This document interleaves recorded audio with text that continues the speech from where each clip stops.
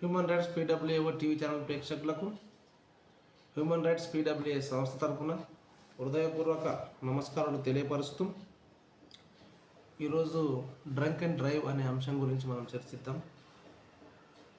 మనం ఒక ప్రకటనలో చూస్తే 223 బైకులు 33 కార్లు సీజ్, మద్యం తాగి వాహనాలు నడుపుతున్న 268 మందిపై కేసులు.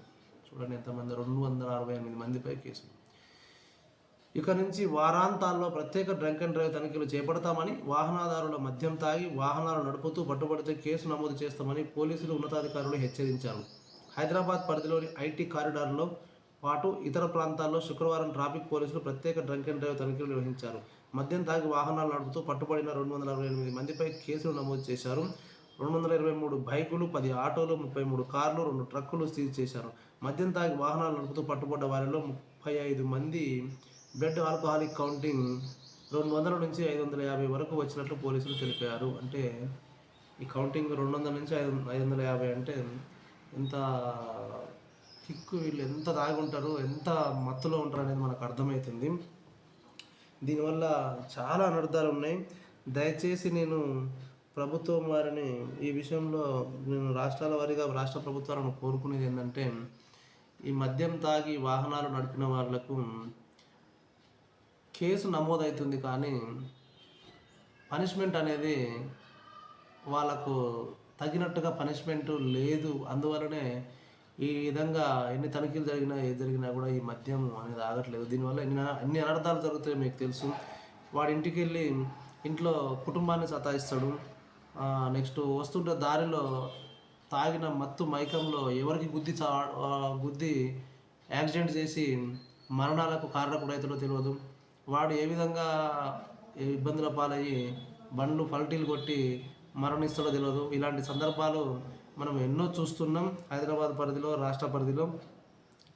అయినా సరే ఈ డ్రంక్ అండ్ డ్రైవ్ కేసులో పట్టుబడ్డ వారికి కేసులు నమోదు చేస్తామని చెప్పి పోలీసు వారు హెచ్చరికలు చేస్తున్నా కూడా ఈ డ్రంక్ అండ్ డ్రైవ్లు ఆగట్లేవు. కనుక మా యొక్క మనవి ఏంటంటే, ప్రభుత్వానికి ఈ విషయంలో కొద్దిగా కఠినత్వాన్ని ప్రదర్శించి కేసు అయిన తర్వాత మినిమం కొంతకాలం అన్నా 2-3 రోజులు, వారం రోజుల్లోపే ఈ ఏమంటారు బెయిల్ అనేది రావడము, వీళ్ళు బయటికి రావడము, వీళ్ళ కౌన్సిలింగ్ ఇవ్వడము, కొన్నిసార్లు బెయిల్ లేకుండానే ఏదో చిన్న కౌన్సిలింగ్ చేసి ఏదో పంపించడం, ఇట్లా కాకుండా దీని విషయంలో ఆలోచించి కొంచెం కఠినమైన చర్యలు తీసుకొని ఇంకోసారి ఈ విధంగా చేస్తే ఇలాంటి ఇబ్బంది ఎదుర్కోవాల్సి వస్తుంది అనే విధంగా ఏదో ఒక పనిష్మెంట్ ఇచ్చి ఈ యొక్క డ్రంక్ అండ్ డ్రైవర్ని ఆపే విధంగా ముందుకెళ్తే బాగుంటుందని చెప్పి నేను మన రాష్ట్ర ప్రభుత్వం, మన ముఖ్యమంత్రి సీఎం రేవంత్ రెడ్డి గారికి human rights protection and welfare awareness organization తరఫున మేము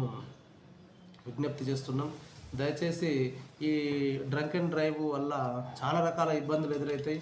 ఇక చెప్పుకుంటూ పోతే మనకు సమయం ఎంతసేపు అయినా చెప్పవచ్చు. ఆ విషయంలో ఎన్ని రకాల ఇబ్బందులు ఎదురవుతాయి అంటే, కుటుంబం సమస్యల నుంచి మొదలుకుంటే మానసికంగా, ఆర్థికంగా, శారీరకంగా, ఆరోగ్యపరంగా, ఇకపోతే చివరకు ప్రాణాలతో చెలగాటంలా కూడా ఉంటుంది. కనుక ఇది చాలా అనర్థాలకు దారితీస్తుంది.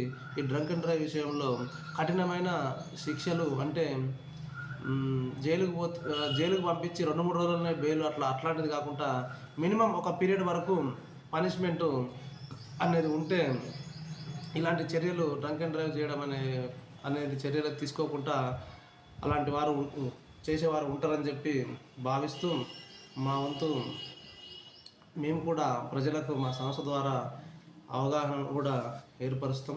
దీనికి ప్రభుత్వాలు కూడా సహకరించి, ప్రభుత్వాలు కూడా కఠినమైన చర్యలు తీసుకొని డ్రంక్ అండ్ డ్రైవ్ని ఆపాలని చెప్పి కోరుతున్నాం. అలాగే ఈ మద్యం విక్రయం విషయంలో కూడా లిమిటేషన్గా కొంత, ఇప్పుడు ఒక పర్సన్కు ఒక ఆధార్ కార్డు ద్వారానో లేకపోతే ఏదో ఒక సిస్టమేటిక్ అనేది ఒకటి అలవాటు చేయాలి. ఒక ఆధార్ కార్డు ఇస్తే ఈ ఆధార్ కార్డు మీద ఇంత మద్యం మాత్రమే సేల్ చేయబడుతుంది, ఆధార్ కార్డు లేని వాళ్ళకు మద్యం సేలింగ్ లేదు అని చెప్పి ఒక సిస్టాన్ని ఏర్పాటు చేస్తే బాగుంటుందని చెప్పి మేము ఆ విధంగా ఆలోచించి, ఆ దిశలో ఆలోచించి ఏ మనిషికైనా తగిన మోతాదుల్ని మొత్తానికే బంద్ చేస్తే సరే, ప్రభుత్వం కొంచెం ఫైనాన్షియల్గా ఇబ్బందులు పడుతుందన్న విషయం అందరికీ తెలిసిందే. కనుక దాని మీద ప్రభుత్వానికి ఆదాయం ఉంది కనుక కొంచెం ఆలోచన చేసి ఒక సిస్టమ్ పెట్టి ఒక ఆధార్ కార్డు మీద ఇంత పరిమాణంలో మాత్రమే మద్యం ఇవ్వబడుతుంది. అది ఈ వయసు నుంచి, వయసు అనేది ఓకే మేజర్లకే ఇస్తున్నారు, అది ఓకే మంచిగా ఉంది. కానీ ఒక ఆధార్ కార్డుకు ఒక లిమిట్లోనే ఇంతే మద్యము ఇవ్వబడుతుంది అనే విధంగా ఏదో ఒక ప్రయత్నం చేసి ప్రభుత్వాలు ఆలోచించి చేస్తే బాగుంటుందని చెప్పి అట్లా చేసినట్లయితే ఈ యొక్క మద్యాన్ని డ్రంక్ అండ్ డ్రైవ్ని ఈ స్థాయిలో ఇప్పుడు చూడండి, ఇక్కడ మనకు మనము బ్లడ్ ఆల్కహాలిక్ కౌంటు 200 నుంచి 550 వచ్చిందంటే కౌంటింగ్. అది ఏ స్టేజ్లో ఉన్నట్టు వాళ్ళు ఇంక అట్లా ఎంతమంది 35 మంది ఆ స్టేజ్లో ఉన్నట్టు అసలు వాళ్ళు బండి తీసి నడిపే స్టేజ్ కూడా కాదు వాళ్ళది. అలాంటి స్టేజ్లో వాళ్ళు ఎట్లా పోతారు, ఎట్లా వెళ్తారో, ఎవరికి తొలగిస్తారో, వాళ్ళు కింద పడతారో, ఏమవుతుందో కూడా తెలియని సందర్భాలు. కాబట్టి ఆల్కహాల్ కూడా అధిక మొత్తంలో ఎవరికి దొరకకుండా ఏదైనా చర్యను చేపడితే ప్రభుత్వం బాగుంటుందని చెప్పి హ్యూమన్ రైట్స్ PWA సంస్థ తరఫున మేము తెలియపరుస్తున్నాం. థ్యాంక్ యూ, ధన్యవాదాలు.